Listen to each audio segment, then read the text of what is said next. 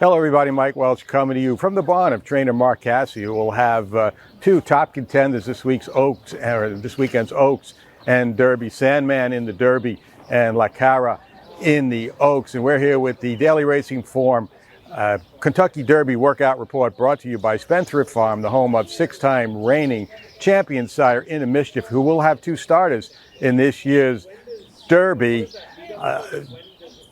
Citizen Bull and Sovereignty. Tuesday afternoon, we're going to recap Tuesday first, a Tuesday morning's training session.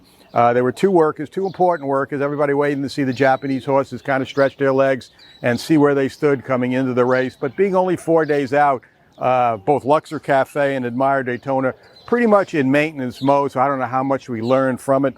Luxor Cafe, who was the more fancied of the two, went 5/8 solo from the 5/8 pole, 37-4, 102 and 2. He pulled up rather quickly on the gallop out. They did not let him do anything more than he had to after that 5 furlong work. He got a little warm in the coat, maybe drifted a tiny bit at mid-stretch. That may just be him, having never seen him work before, obviously. Just don't know what his tendencies may be.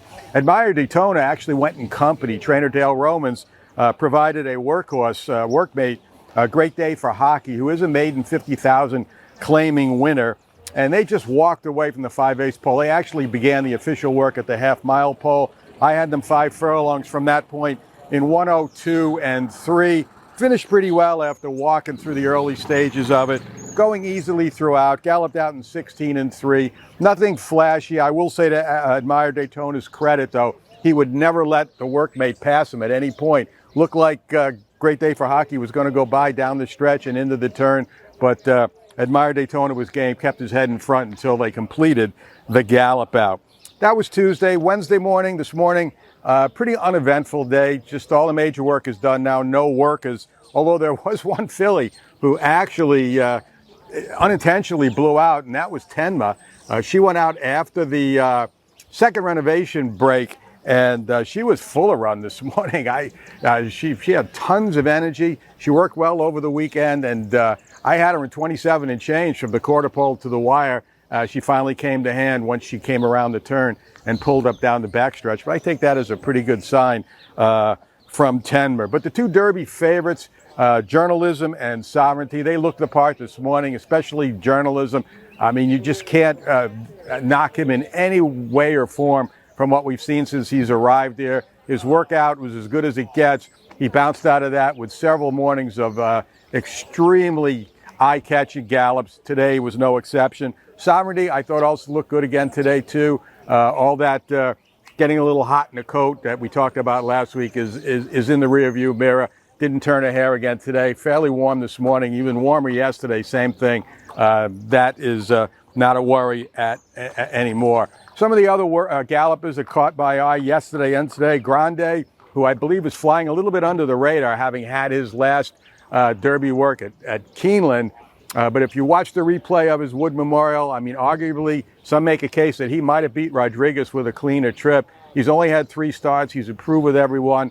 Again, I think he's going to be an overlay in here, especially considering he comes from the barn of trainer Todd Pletcher. So you don't see too many of his fly under the radar pre-Derby, but that's the case with Grande. East Avenue continues to look terrific. I don't think a horse can train much better than he has coming into the race. But again, he's a speed horse in a race loaded, it's seemingly anyway, with pace. Had a great work a couple of days ago, still on the outside looking in.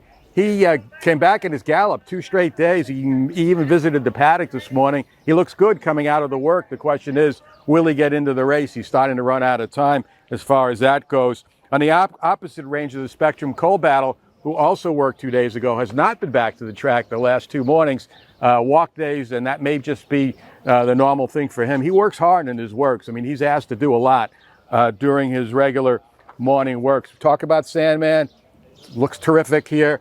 Every single day, he seems full of energy. He's coming into the race well, and his stablemate, La Cara, couldn't be doing any better. She had what I thought was the best pre-Oaks work last week, and she's bounced out of it. She was full of herself yesterday. She came out very early this morning. Maybe that was the reason to kind of quiet her down a little bit. She was in the first set this morning for trainer Mark Cassie, but if anybody, I think, has a chance to upset the favorite in the race, I think it could be La Cara. So that's a synopsis of what we've seen out of the last 2 days. One more major day of training. These horses, the Derby horses, will go out Friday morning early and train.